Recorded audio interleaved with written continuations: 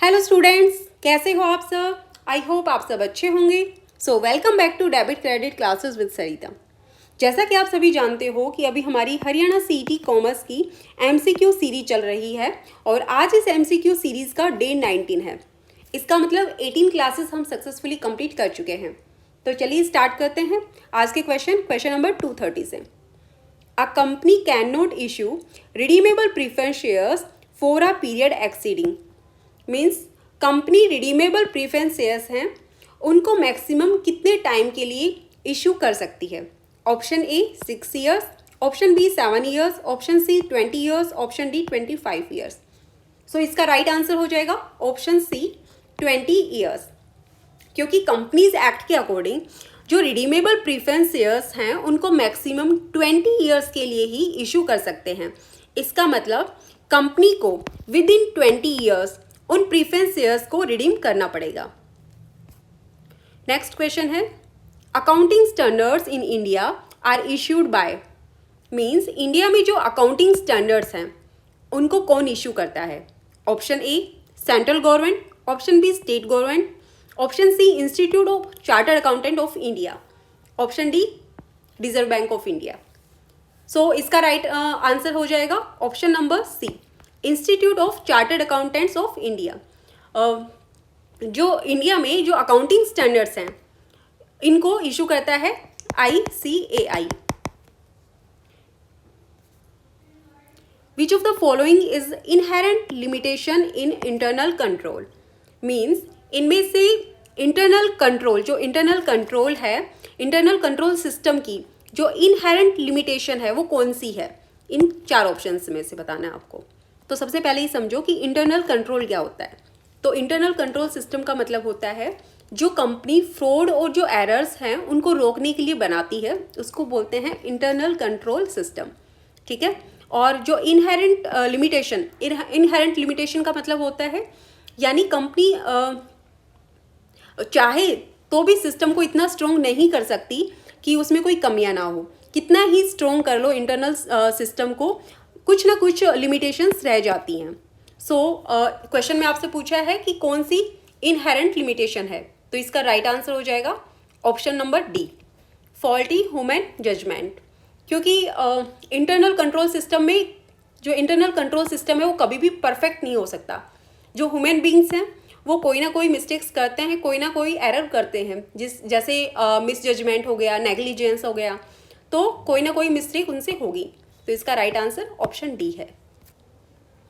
Next question, the process of identifying where the goods are listed is known as means जब हम goods को identify करते हैं उनको प्रॉपर ग्रुप या कैटेगरी में रखने के लिए, तो उस प्रोसेस को क्या कहते हैं। तो इसका राइट आंसर हो जाएगा option number C classification. Classification क्या होता है? क्लासिफिकेशन का मतलब होता है आइटम्स को उनकी सिमिलरिटी, उनका जो सिमिलर नेचर है, सिमिलर नेचर के बेसिस पे ग्रुप्स में डिवाइड करना, जो ग्रुप बनाना। तो ग्रुप्स में जब इनको डिवाइड करते हैं तो इसको बोलते हैं क्लासिफिकेशन। जैसे जो राइस या फिर वीट हो गया, ये एक कैटेगरी के हैं, ये फूड कैटेगरी में आएंगे। और जैसे सोप हो गया, सोप प्लस शैम्पू, ये कौन सी कैटेगरी में आएंगे? ये पर्सनल केयर कैटेगरी में आएंगे। तो हर एक आइटम की कैटेगरी होती है उनके सिमिलर नेचर के बेसिस पे। Next question, which one of the following is taxable as income under the head salaries. तो क्वेश्चन में आपसे पूछा है सैलरी हेड के अंडर इनमें से क्या टैक्सेबल होगा। Option A commission received by full time director, option B remuneration received by partner, option C allowances received by employees, option D free accommodation given to an employee. तो इसका right answer होगा option number C allowances received by an employee.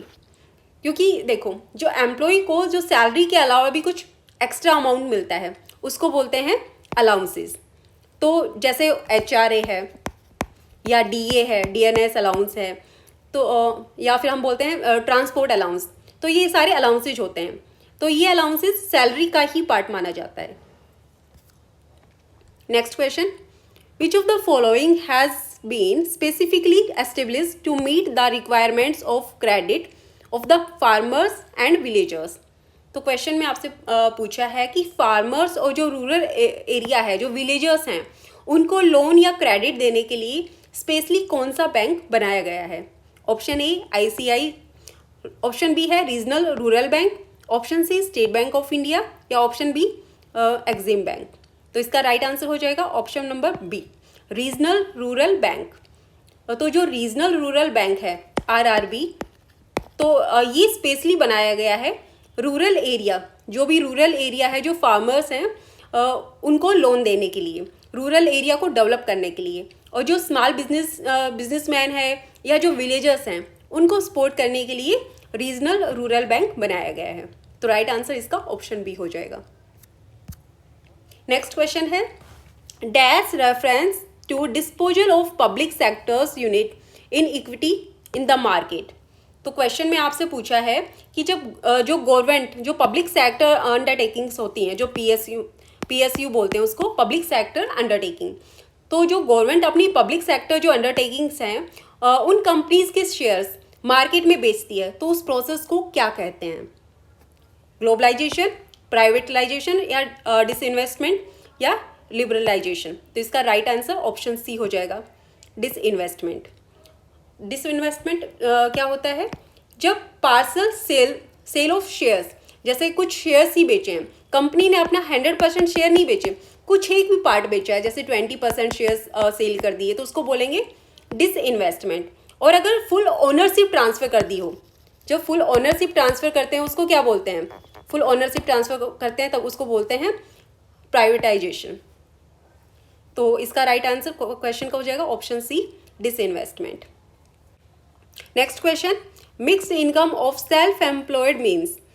तो इसका right answer हो जाएगा combined factor payment, option number C. Mixed income क्या कहलाता है, combined factor payment. Next question, in which year was income tax introduced in India.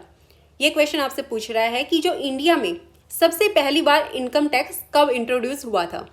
तो इसका right answer option number B, 1860।